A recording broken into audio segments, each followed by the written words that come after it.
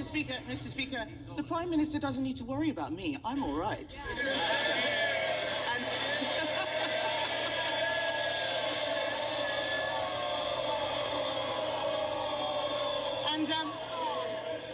And I didn't hear an apology. I didn't hear an apology to the farmers. Has he even apologised to the member for Penrith, who stood up for farmers only to have the whip removed? This Prime Minister treats his MPs so badly, they follow his lead, and he hangs them out to dry every time. Let's turn to another area the Prime Minister has got wrong. His budget doubled business rates for thousands of pubs. So can the Prime Minister tell us, is there going to be any change to his business rates policy? Prime Minister. Well, Mr. Speaker, we're working with the sector to ensure that they get the support that they need.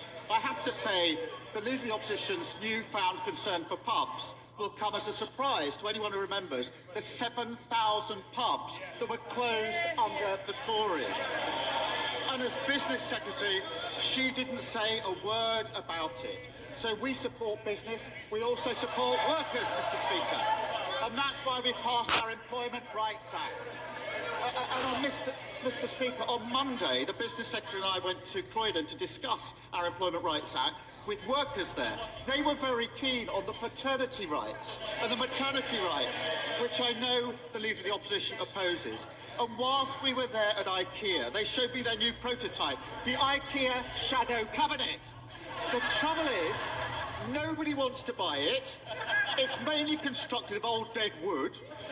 And every time you lose a nut, it defects to reform.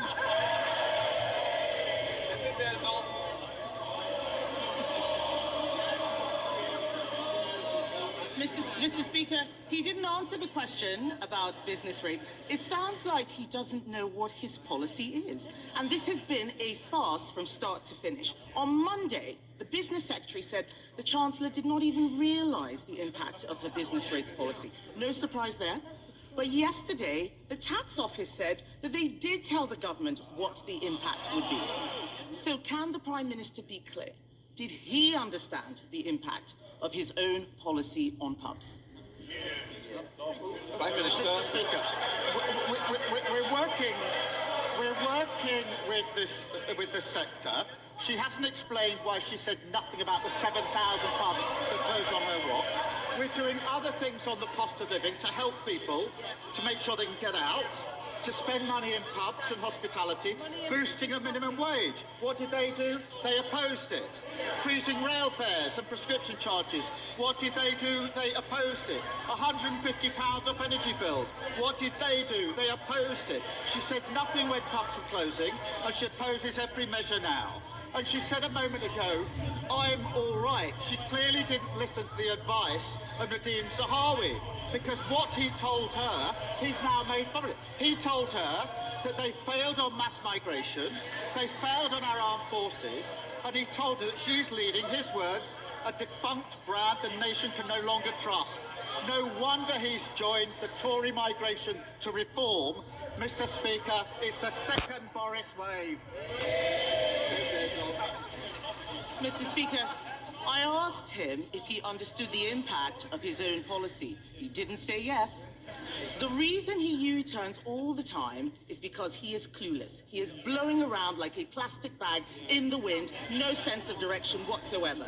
And let's be clear, Mr. Speaker, this mess goes beyond pubs. The whole of the hospitality industry, cafes, hotels, restaurants, they're all being clobbered by Labour's tax hikes.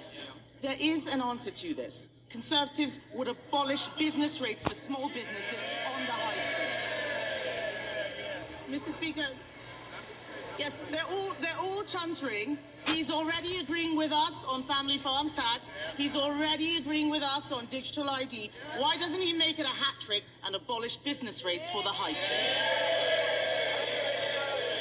Mr. Speaker, they crashed the economy, and now they want to give lectures.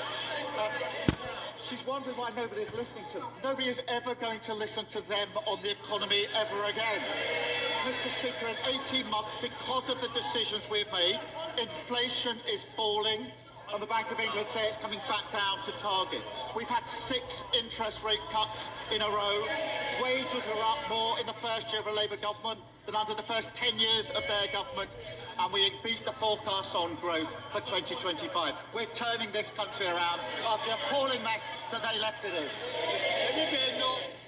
He says no one's going to listen to us. Who's going to listen to him? The Winterfield allowance, U-turn. Waspy women, U-turn. The two-child benefit cap, U-turn. Grooming gangs inquiry, U-turn. The family farms tax, U-turn. Digital ID, U-turn. Jury trials? We hope so. We hope so. I think that's going to be the next one, Mr. Speaker. Week after week, these poor people sitting behind him have to defend the indefensible, only for him to U-turn a few days later. Mr. Speaker, one of his cabinet ministers told a journalist that what's happening at the moment is extraordinarily bad.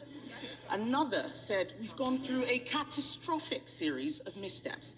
Yet another minister said, we are so unpopular at the moment, I've come to the conclusion it's worth rolling the dice on a new leader. They're right, aren't they?